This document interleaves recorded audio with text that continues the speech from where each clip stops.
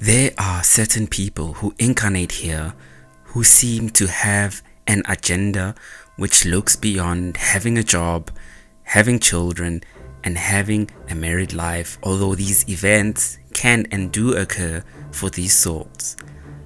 The divine laws are fair to all beings. Anyone can rise above the harsh energies of the 8th house, although it does take many lifetimes. There are people who from birth are contending with the 8th house energies. They are interested in finding out what this reality is, what humanity is, what this life is. They want to look into the bloodline of their family and discover its secrets. They have a thirst for knowledge, a thirst for solving the problems of this life on this plane of existence. So, this is seen by the researchers and the scientists who discover the mysteries of chemistry, physics, astrophysics, space travel. This is also the astrologer, the mystic, the yogi who wants to solve the issues facing his own soul. Although the sacrifice more often leads to the soul becoming a guide to many others who wish to cross this difficult path, from studying astrology, psychology, or even the surgeon who can save the physical body and life. The 8th house needs one to have the utmost discipline in this life because this is the most difficult and sensitive house. The life and death energy lies in this house. So taking up occult practices and knowledge, one needs to have a very pure intention, as one would have learned all the soul lessons on karma and conduct. Knowing what most people do not know comes with a deep responsibility, because many have been sucked into the dark path of the 8th house. Knowledge and spiritual power has to be a force to guide others into the correct path of life. Now, once the soul has crossed the darkness, or the dark night of the soul, once the soul has done all the work on the shadow, which was famously introduced by Carl Jung, Saturn, watching closely over this house, decides to judge accordingly whether the soul has qualified to progress, if more lessons are required. Death comes to take the soul and back into the first house. If the soul truly merits progress, the soul steps into the 9th house. The 9th, 10th, 11th, and 12th houses are the first time we encounter Jupiter and Saturn as zodiac rulers.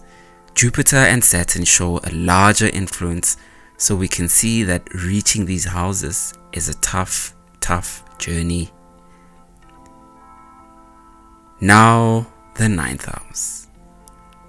This house forms a trine with the 1st house of the self and the 5th house of our ancestry and children and spiritual gifts. The highest vibration of both the 1st house and the 5th house becomes the 9th house, also known as the Lakshmi Sthana house, which shows abundant blessings, spiritual purity, higher knowledge, and higher pursuits.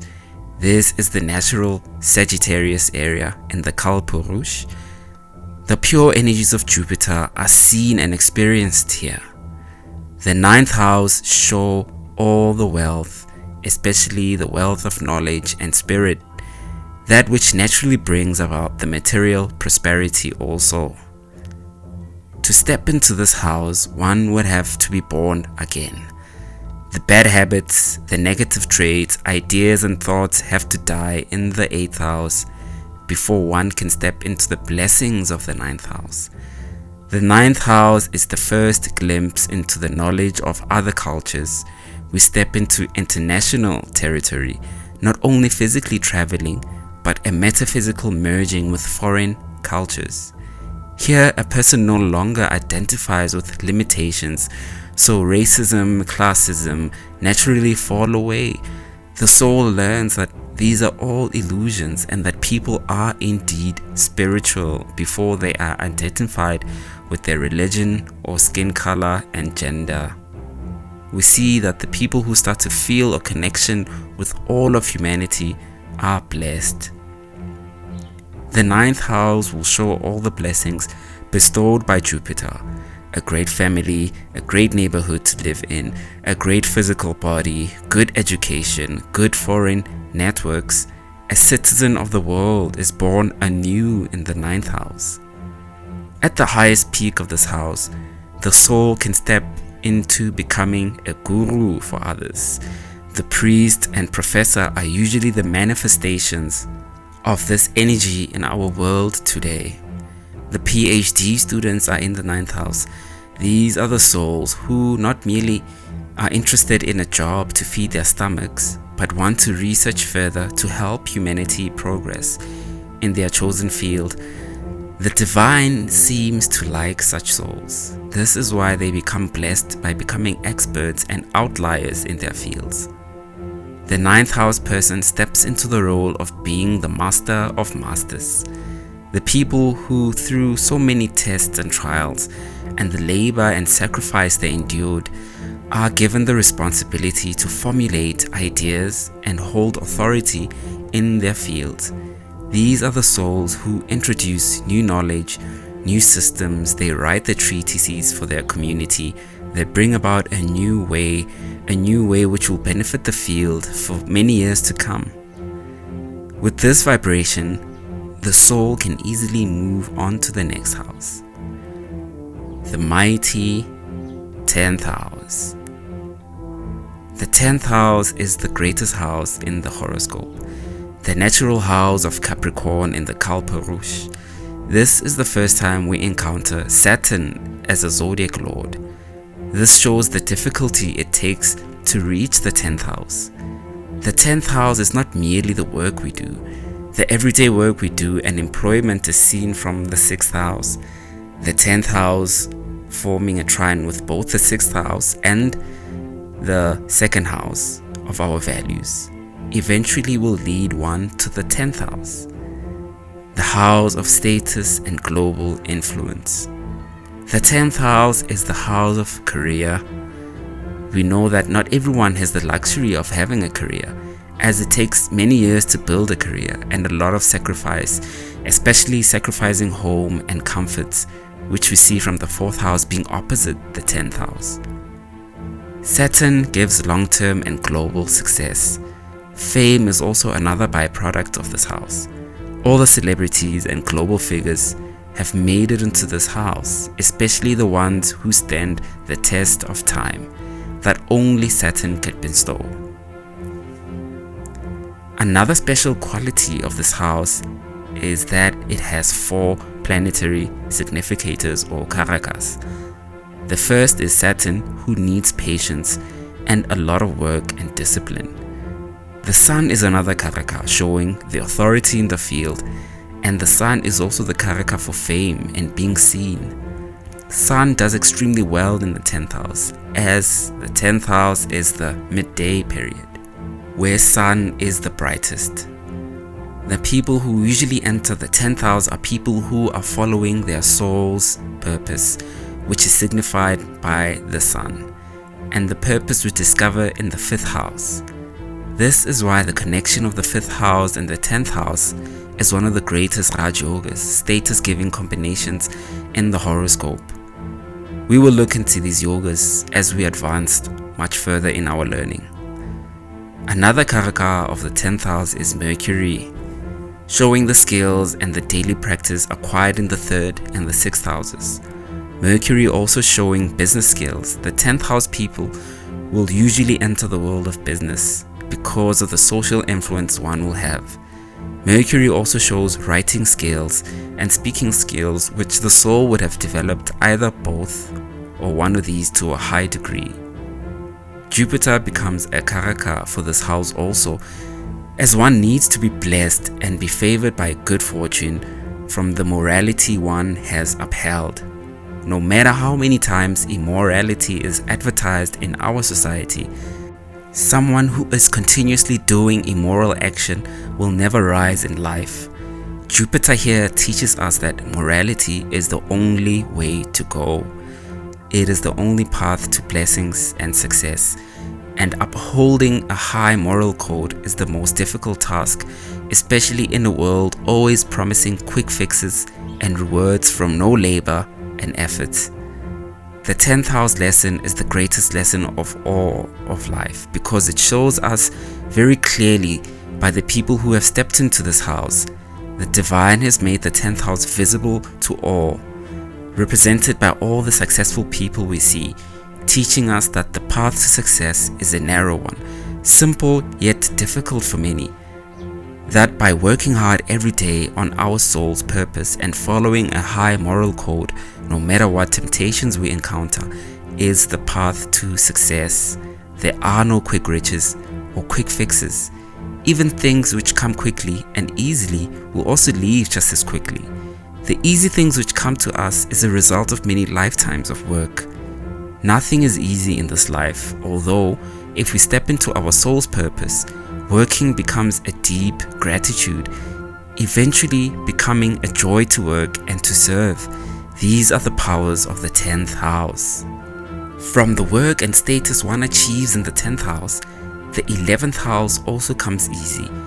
When we have achieved in the 10th house, we realize that we are not the only ones who have taken the soul's journey. We meet our galactic family in the 10th house. The 11th house is the house of income, as it is easy to make large amounts of money after stepping into the 10th house of global influence. In the 11th house, we meet other people who only want to help us. These people have also journeyed the path, so they have knowledge of the process also. These become our colleagues, our friends. Many people who have made a fortune in this life can directly point to their associates and connections that have helped them access certain places and knowledge. The classic case of we become who we closely associate with and become friends with. To meet these 11th house people, one needs to be vibrating in the same frequency. This is how the laws work to make us meet these souls. And to vibrate in this frequency, one would have had to have gone through the process from crossing the abyss and purification of the soul, as these souls have also gone through the process. This is the blessing of the 11th house. Much abundance happens to the soul, although the 11th house has its challenges. Also, this is the peak one has reached, so with all the power one can face many challenges to come and tests of the soul. This is the natural house of Aquarius in the Kalpurush, having the energies of Saturn and Rahu. So these energies require one to have the utmost discipline, as one has access to all the material power and social influence. So one is constantly tested with the soul to give into pride, greed, lust, and all the other deadly temptations which are easily accessible in this house. For most people, the 11th house is the most difficult house to cross over, as this is the height of our desires, which can become difficult to let go of. The negative quality of the 11th house is the fall which can happen when we forget all the spiritual lessons we have learned, which has got us here to begin with. Then we start completely identifying with the material world and the Maya presented by Rahu, and forgetting the ultimate agenda for this life, which is cultivating and growing our spirit by following only the moral way of life. Immorality is what the 11th house is mainly associated with in our world today.